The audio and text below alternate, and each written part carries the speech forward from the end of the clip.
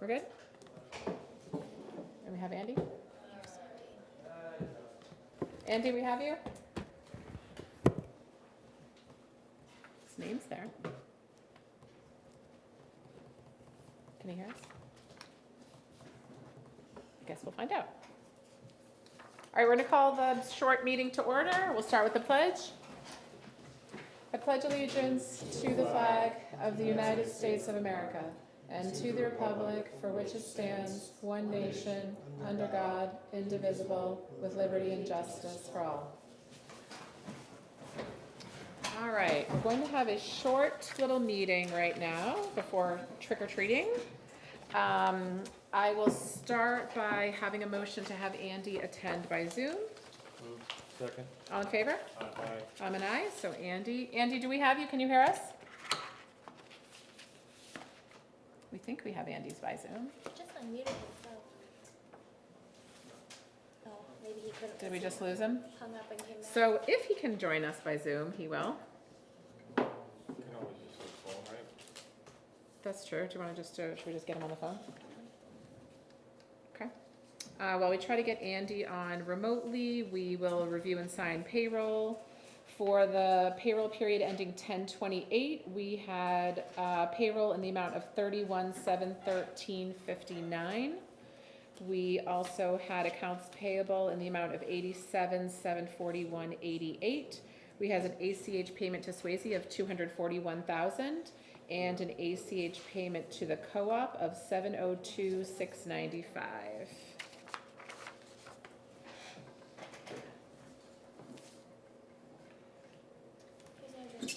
Thank you.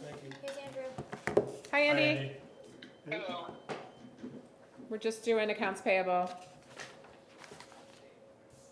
Do we have a consent agenda?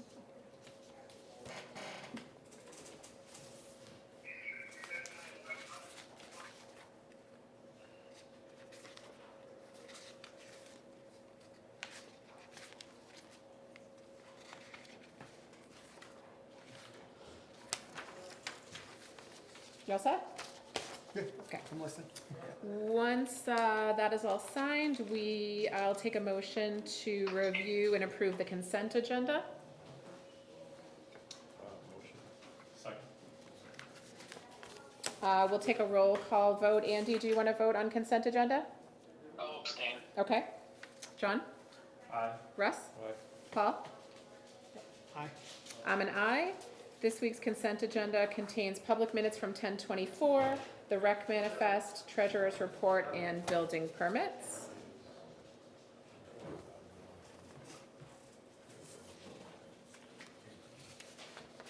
We will open the meeting to public comment. Do we have anyone interested in the audience in public comment? Oh, I do have one thing to say. Come on up. The library.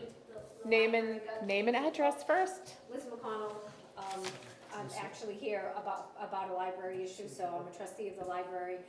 We got 3 bids last week on Friday, so we're really excited about that. Awesome. That's all I wanted to tell you. Great, so we'll be hearing from you guys soon? Yes. yeah. Okay, wonderful.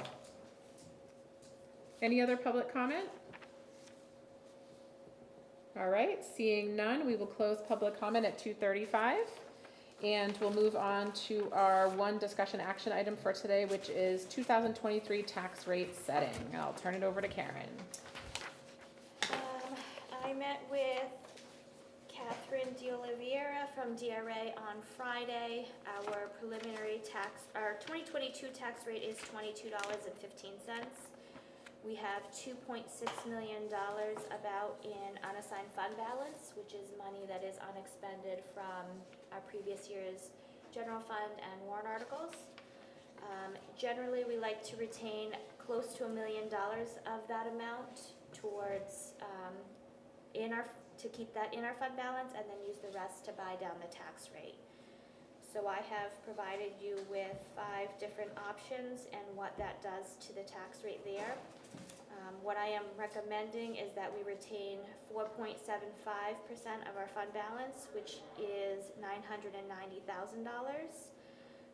Use $30,000, reserve that in overlay, which is money that we would refund to residents for abatement applications.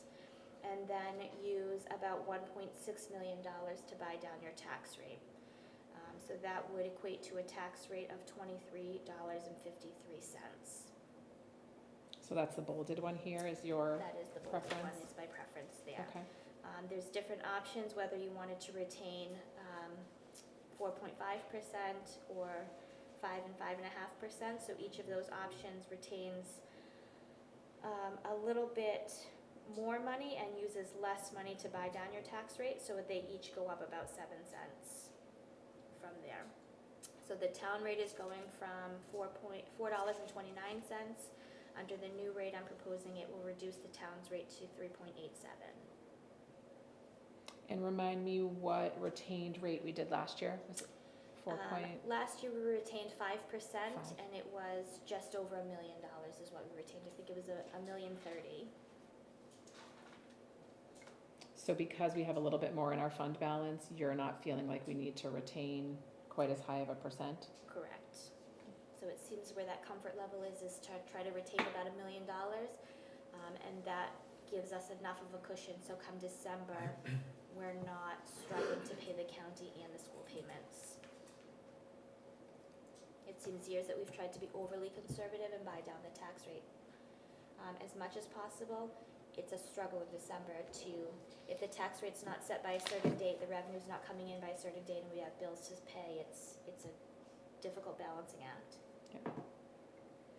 Questions, comments from the board?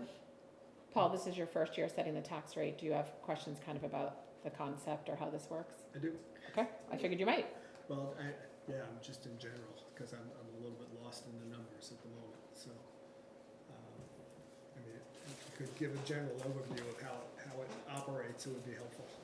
So we submit reports to Department of Revenue. So we submit them the MS1, which is our net valuation, our MS434, which is our revenues, our MS737, which is our expenditures, and then the 232, which is our report of appropriations.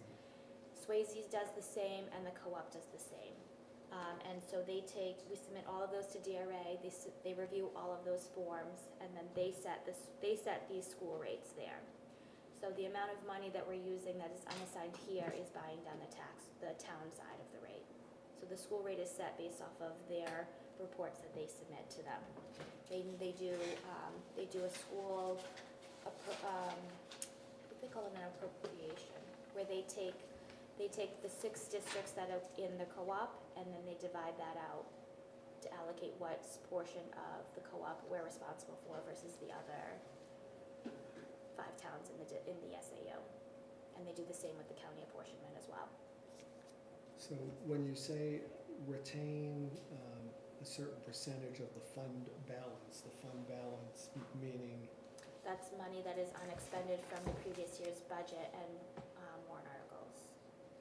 Okay, How much money we have left in the bank, basically, yeah, going into the next budget season. okay. So the idea being that there's, maybe you can help me understand the numbers that are shown on the chart here.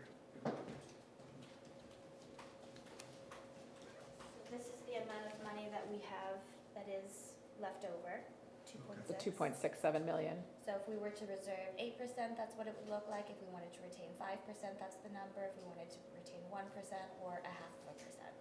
So I use these numbers here to calculate out to get me to $1 million. So we're trying to get to about $1 million here in the retained side. Right, so those are the options here. Okay, so. And then whatever the difference is between this number and the amount retained is the fund balance to reduce taxes. So the retained would be about $1 million, which would be what, 5%? Right, so you can do 5, so this is The 5% 4.7. is just over $1 million. Last year, we had chosen a rate that allowed us to retain just about $1 million, Yeah. as Karen usually advises us to do, because that usually allows us to cover our bills until the next budget season. Right, but whereas the rate was $22.15, to retain 5% brings us to $23.60.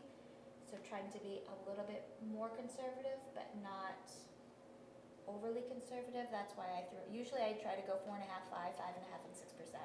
This year I did 4.75. I wanted to calculate out because I thought we would try to be a little bit more conservative with what we retained, staying as close to the million as possible, but that way we can try to keep the increase as low as possible. Okay, so the increase then being, it looks like about $1.38. Yeah. Which is all school costs. Yep. The town rate would actually be going down for all of these, other than, actually, all of these would show, So the tax town rate would this is the decrease. current rate, 429 is the current town rate, so under my proposed, it's going to 387. So your driving increase here is your local and your state education here. It's going from 1573 to 1708, $1.27 to $1.77.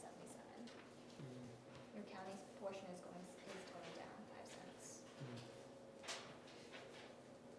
And Karen, remind us if we did not reserve enough and we got to the point where we had bills that we weren't able to pay, is that where we would use a TAN? Yes, we would either Yep. delay paying a bill, or we would get a tax anticipation note. Which just Brentwood became hasn't interest. done in many years? Correct, not Right. ever since I've been here. Okay. And I remember thinking about this last year in terms of, is this the general way that most towns do it? I think a lot of towns do use TANs.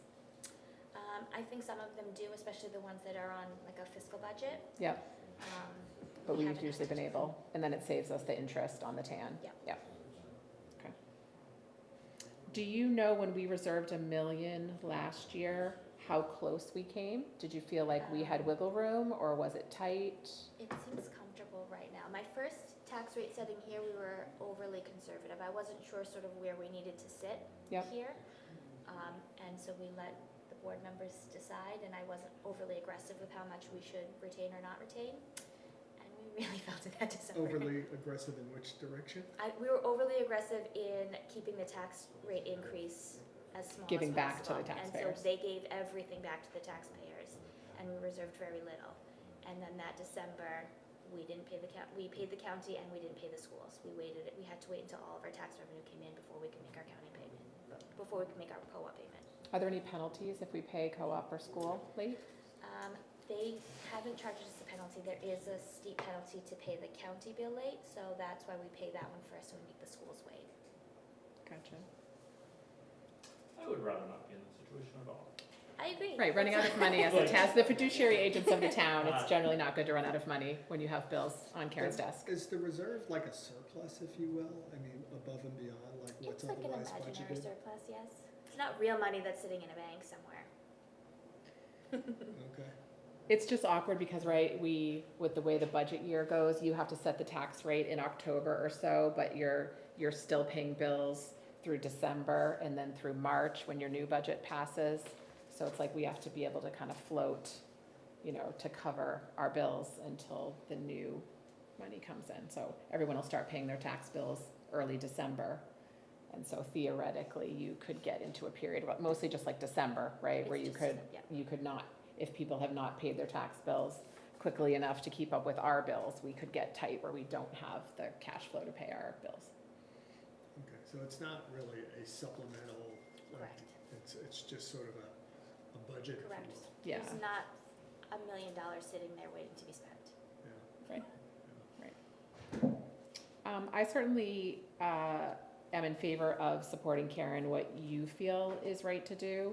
I like that even if we do the 4.75, which is the second out of the 5 rates that you suggested, relatively conservative, but gives us that 990,000 buffer, just a little bit less than last year. It does allow us to reduce the town tax rate from 4.29 to 3.87, which is pretty significant, which I think will be a benefit to the taxpayers, especially because the school rates are going up. So the overall impact is going to be a slight increase in the tax rate because of the schools, but at least it lowers our component and softens that school increase a little bit. I will just re-emphasize, as I often do when the school stuff comes up, that it is constitutionally mandated that the state of New Hampshire pays for an adequate education Yep. for all public school students. The average cost of a public school student is between $15,000 and $18,000 per year, and currently the state adequacy funds that come in are about $3,500 to $3,800 per student, leaving local property taxpayers like all of us here in Brentwood to foot the bill that is constitutionally mandated to be the state's responsibility. And so the state legislature and the governor have continued to shirk that responsibility and put it onto local taxpayers. And there are multiple active Supreme Court cases in New Hampshire about that case. Have already been decided, yes, in favor of local taxpayers, and the governor still does nothing about it. Important point. Thank you. So, just to get back to the numbers, thanks, John.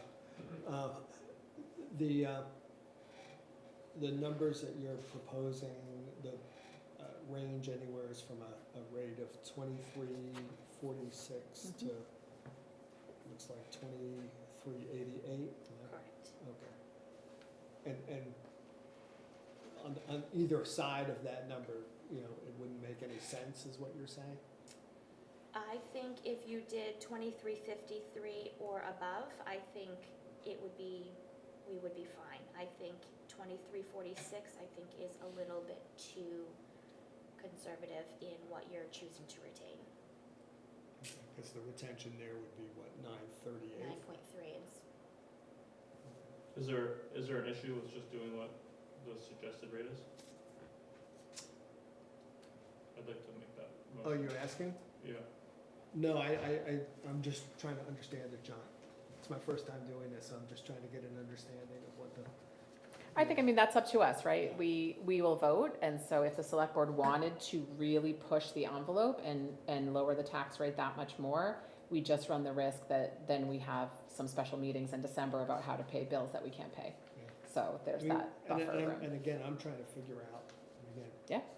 I apologize if you've been Don't- through this before. Don't So- apologize, so, it's a yeah. complicated system. Yeah, so 7 cents, what does that really mean in terms of like an average person's bill? So, oh yeah, so you're asking sort of the change from 2215 to 2353, what would that look like on average? Just gonna do a little math here. I think he's talking about the difference between $28. 2246 and 2353. So 7 cents on a $400,000 house is $28. Okay, and then the difference in terms of what we're looking at, it's gonna be about $1.30, 35 or 38, so, and it's gonna be right from 2215 to 2353, which I think is what. Yeah, that's a good Russ question, like what's the spread? was- 2353 minus 2215 is $1.38. So $1.38 times 400 is $552 For the year or for the? for the year. So it's an appreciable difference based on what rate we pick. Yeah. I'm with John in that I would be in favor of supporting the rate that Karen feels gives us a safe enough buffer without overdoing it. And just like last year, I like that it's on the lower side, and I like that we're gonna be able to tell the taxpayers that we were able to decrease the town tax rate. I think that shows that we are doing the best we can to control costs. Yeah, I mean, some of it's outside of our control. really, Exactly. So, Inflation is outside of our control, gas prices is outside of our control, right? yeah.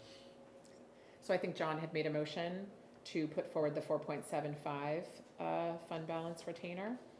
Any further conversation or discussion about that? Yeah, I appreciate the questions and the comments, because I think that these numbers can be, manipulated with, inaccurate rhetoric and so forth, so it is important to break it down and also to give it some perspective and some history. But, so what I just heard basically was and definitely correct me on my terminology, but the 2022 rate for the town is $4.29. The scenarios that Karen has drawn up here, the first one, the town rate would be $3.80. The second one would be $3.87. Currently, we're seeming to be in favor of the $3.87. And what we just learned was the difference between the $3.80 and the $3.87 is to a on an annual basis to a taxpayer is roughly $28. Is that Yes. On On a- $400,000. on $400,000.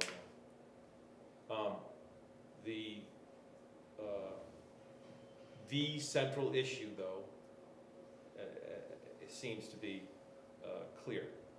Local school rate in 2022 was $15.73. We have no control over the fact that it will be in 2023, or for the 2023 budget, $17.08. So from $15.73 to $17.08. We have no control over that. It's the same in each scenario. All we can control is our end of it. So, as Karen said, the town rate, and Jen said, the town rate in our current, the one proposed by Karen, is a reduction from $429 to $387. But overall, there will be an increase because of the school budget. So I appreciate the questions and the caller, because all of that is gonna make a big difference for anyone wanting to explain it to someone who wasn't part of the conversation. So I appreciate, thanks for all the work and for the context. So the motion is, we have a motion? Yep, for 4.75, retaining 4.75% of the fund balance. Andy, do you have any comments? No, Karen usually does a great job at estimating where we need to be, so Yep. I'm good with the 475. Okay, thank you. All right, so I'll second it. Okay, we have a motion and a second. We'll take a roll call vote. Andy? Aye. John? Aye. Russ? Aye. Paul? Aye. And I'm an aye, so we'll pass with the 4.75 retained fund balance for a town tax rate of 3.87, which is a decrease from the prior year, which was 4.29. So, once you make this motion, I will submit this to DRA, they'll finalize the rate, and generally generally what we propose is what gets finalized. Sometimes due to rounding, it'll change the rate either up a penny or down a penny. So based off of this current rate, I prepared the tax warrant for you for signature today. If for some reason the rate changes and it goes up a penny or down a penny, I will need you folks to come back in and sign a new warrant so that tax bills can go out this week. Sure. Just based on rounding from DRA. Yes. Okay. Do we need to make a motion on this, or is our prior vote sufficient? I need a separate motion, please, for Okay. the tax warrant. I'll take a motion to sign the tax collector's warrant. Moved. I have a Second. motion and a second. We'll take a roll call vote. Andy? Aye. John? Aye. Russ? Aye. Paul? Aye. And I'm an aye, so we will sign here. This will have the 15th of December be the date for taxes. Merry Christmas. Do we need, This was just how this is the last page of the tax commitment, so I Okay. can get the figure for the billing. perfect. So for all those listening, December 15th will be tax day.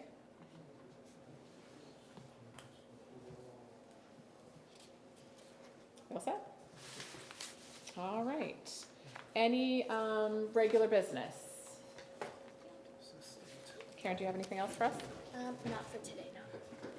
Any select board members with any regular business to bring forward? The presentation of the charrette Yep. recommendations will be on Thursday at the rec at 6 p.m.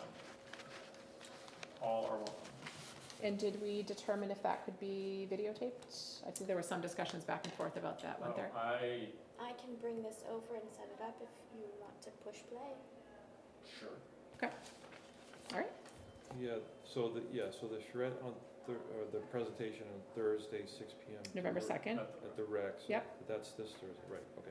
And then next Monday is the first energy Yes, public meeting, correct. Yes. energy committee. So that's 6 p.m. Public hearing, here, correct. public hearing.